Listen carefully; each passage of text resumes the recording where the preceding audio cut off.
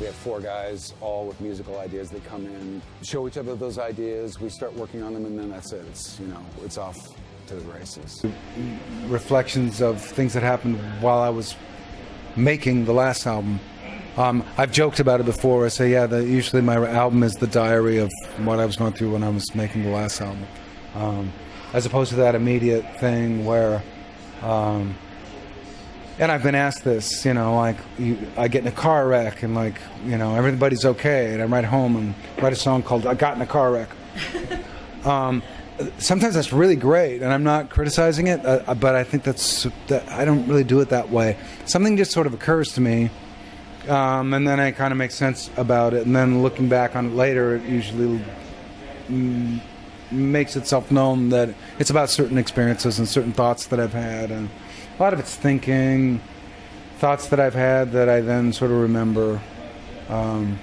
But my version of songwriting has always been do whatever it takes to make it happen and be happy with what's happening.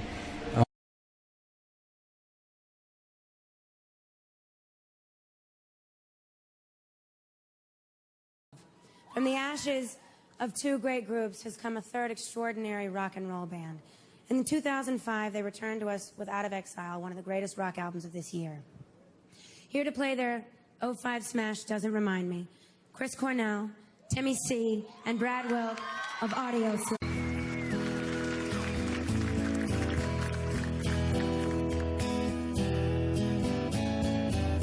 I walk the streets of Japan till I get lost, 'cause it doesn't remind me of anything.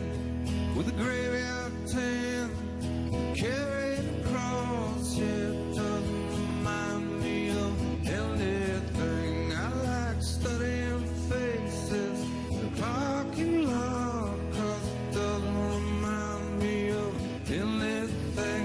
I like driving backwards in the fall, 'cause it doesn't remind me of anything.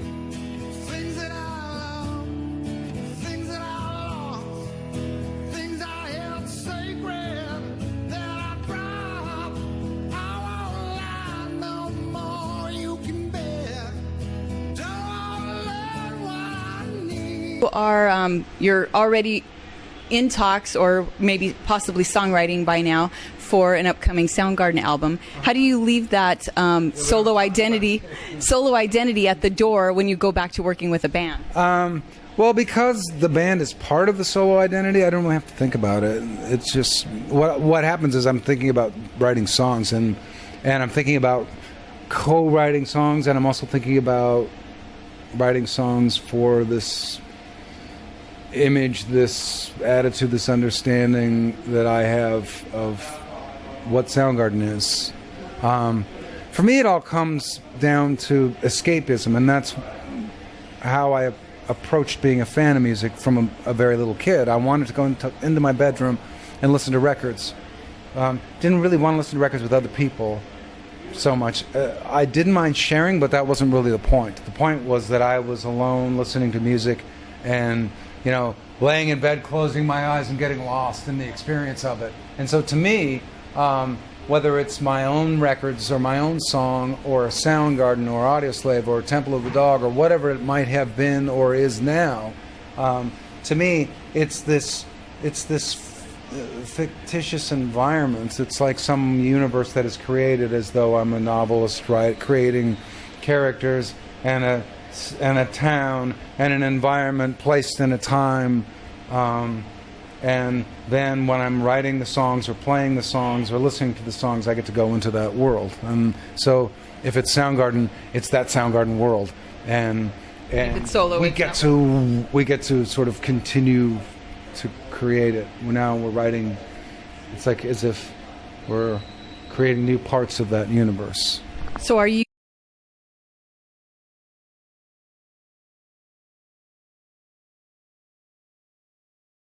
Fearful.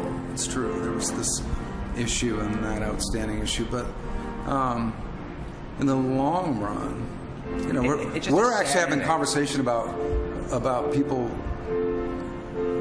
between late 20s and 50s. Yeah. It's just a sad thing for a rock star of that kind of caliber to be found in the back of a tour bus in a parking lot in Minnesota. Yeah, and I would just add, it's a sad thing for anybody. For anybody. Absolutely. You know, in their bed at home. Absolutely. In a parking lot. Absolutely. Yeah, and I think that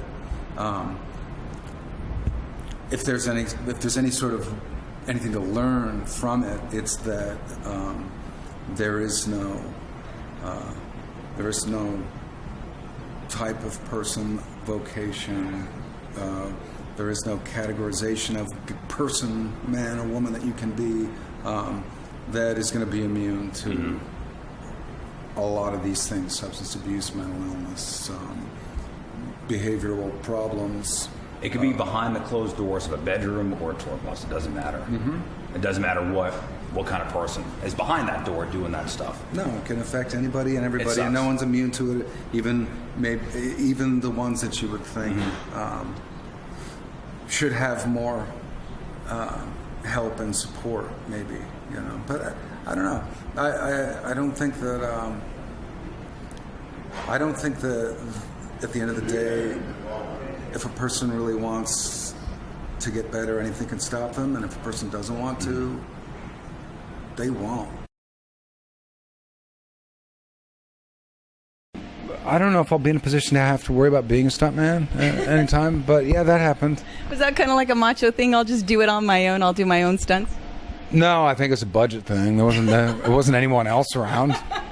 I think that makes more sense. Yeah, it's like, and I'd written the plot, so it was like, this has to happen. No one else is going to do it. I had to do it. So, you know, there's no one telling me what I had to do. It was kind of. Well, I think they're telling me to wrap it up, but I do want to ask you one more thing about the Chris and Vicki Cornell Foundation, and can you tell me something about that?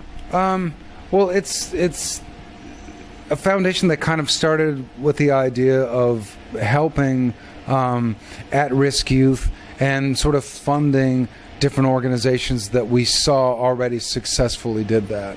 And so we started focusing on a couple of different organizations in Seattle. And we're kind of trying to branch out and spread that out, but that's basically the focus of what it is. And in the position that I am in, I've been asked to do a lot of different benefits for, you know, a ton of different causes. And a few times, Vicki and I had seen it done really well, where you know, it was something simple, but a lot of money was raised to help a really good cause. And then I participated in a couple where it wasn't really, and so we kind of decided, well, let's use my celebrity and the fact that I have a fan base in an effective way to try to help some kids. And then we met a lot of people and kind of learned what are the most effective ways to do that. But the beauty of it is that I essentially don't do anything different. I'm going to do this anyway. It's like a celebrity, for example, going out and playing a show and performing for whatever kind of charity it is. They're not dragging bricks up a hill. They were going to do that night anyway. Right. So it's like real easy for me. So the idea is just to recognize that and then realize that I'm in a privileged position to be able to help without really having to go very far out of my way, and then make sure that I'm consistently doing that. Because one day I won't be able to, and I'll have wasted that opportunity to help and to help some children that need it. Well, I think it's great that you're using your celebrity for that. And I just want to thank you for spending the time with KLOS. And thanks for coming to Southern California. And I can't wait to see you tonight. All right. Thank you.